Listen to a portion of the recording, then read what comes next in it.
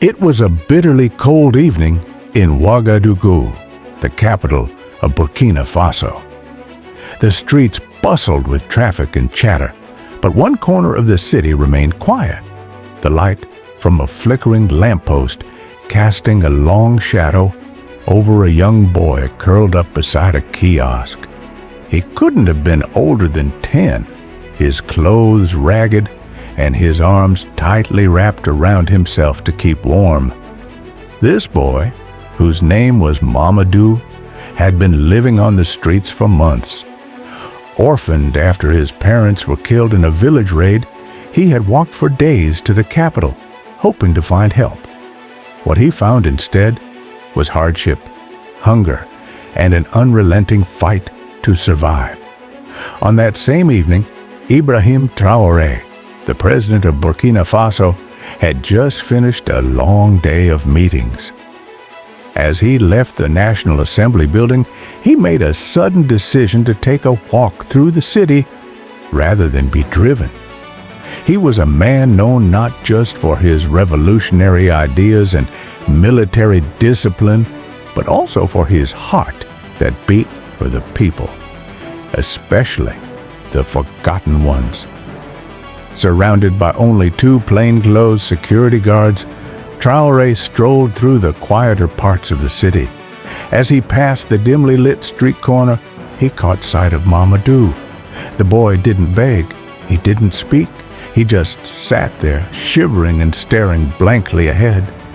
Something about him struck a chord deep in Traore's soul. He stopped. The guards hesitated, confused.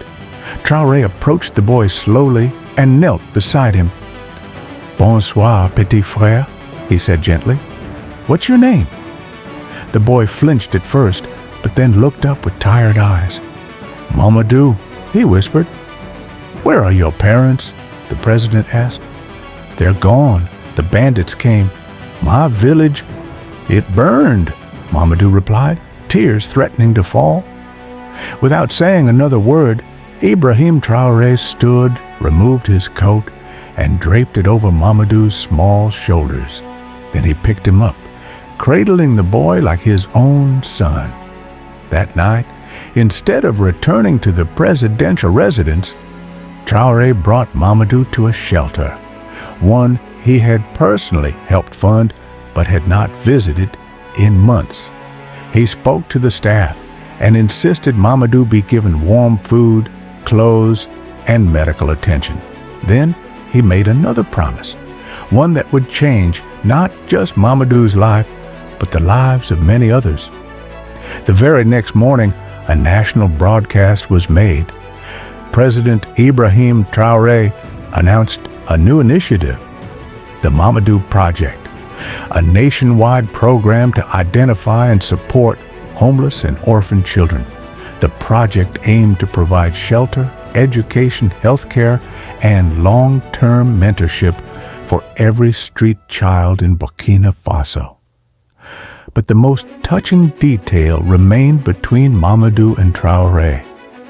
The president made weekly visits to see the boy, reading with him, helping him with homework, and reminding him that no child was too small to dream and no background too poor to rise.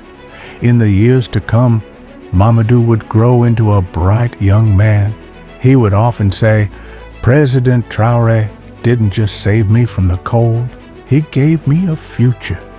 Certainly, here's a continuation of the story, adding more depth and emotional development. Weeks passed, and Mamadou slowly adjusted to life at the shelter. At first, he barely spoke. The trauma of what he had seen and lost clung to him like the dust of the road he had walked alone. But something inside him began to change. Each time Ibrahim Traore visited, he didn't come as a politician or a commander. He came as a man, calm, patient, and full of empathy. He didn't ask Mamadou to forget the past. He didn't rush him to smile or speak. Instead, he listened.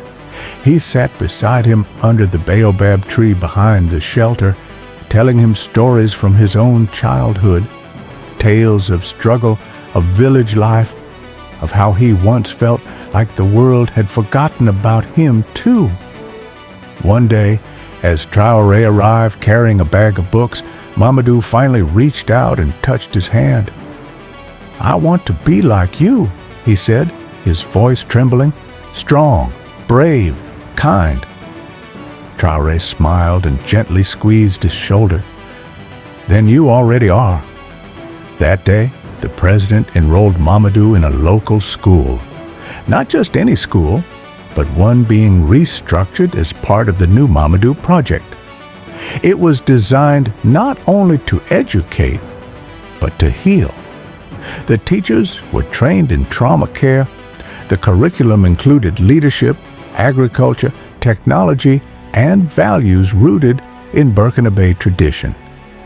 Traore understood that the future of a nation was built not in parliament halls, but in the minds and hearts of children like Mamadou.